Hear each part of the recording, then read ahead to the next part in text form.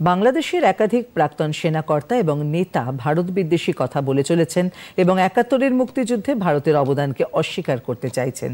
এর বিরুদ্ধে গর্জে উঠেছেন মুক্তিযুদ্ধে অংশগ্রহণকারী ভারতের প্রাক্তন সেনানীরা। উত্তর ২৪ পরগনার গোপালনগরে প্রাক্তন সৈনিক সংগঠনের ব্যবস্থাপনায় এক অনুষ্ঠানে যোগ দিতে এসে এই প্রতিক্রিয়া জানালেন তারা।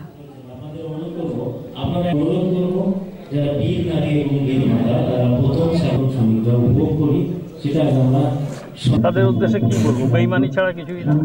আপনারা কিছু বলবেন না? মিথ্যাবাদী, সব মিথ্যাবাদী। ও দেখে সহ্য হয় না, যার জন্য ওদের আর কি বলার কোনো ভাষা নেই আমাদের কাছে। ওদের যে সুখ্যাতি করবো তার কোনো ভাষা নেই। কলকাতা নেবে, তারপরে পশ্চিমবাংলা, উড়িষ্যা, এই সব যে ওরা দখল করে, ওদের টোটাল যে ওদের মানে টোটাল যে ওদের লোক আছে, যারা আছে, ওর থেকে বেশি তো আমাদের পশ্চিমবাংলায় আছে। কি করে ওরা ঢুকবে? যে পুলিশ আছে আমাদের, পুলিশ ফোর্স। আপনার প্রাক্তন সেনারা যদি মনে করেন কতক্ষণে বাংলাদেশ দখল করতে পারবে ঢাকা,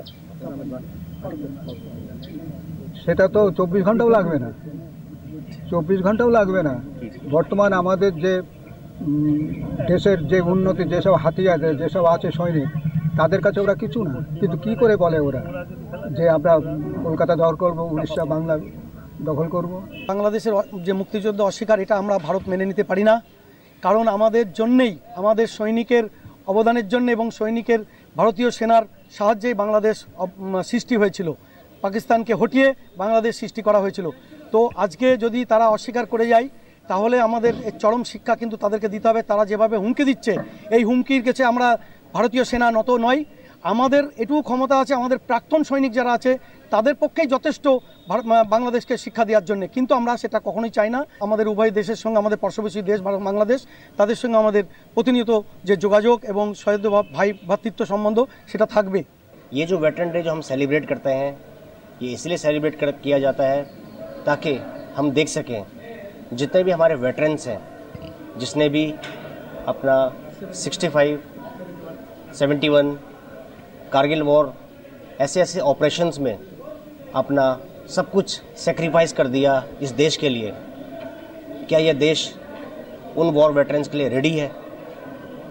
इसीलिए हमारे हेडक्वार्टर द्वारा हमें एक आदेश मिला है कि जितने भी एक वेटरन्स हैं, यहाँ पर एक वेटरन्स आउटरीच प्रोग्राम चलाया जाए। उसीलिए आज हम संडे के दिन यहाँ पर आए हैं। संडे का दिन इसलिए हमने चुना ताकि उस दिन मैक्सिमम वेटरन्स से हम मुलाकात कर सकें, उनकी हेल्प कर सकें।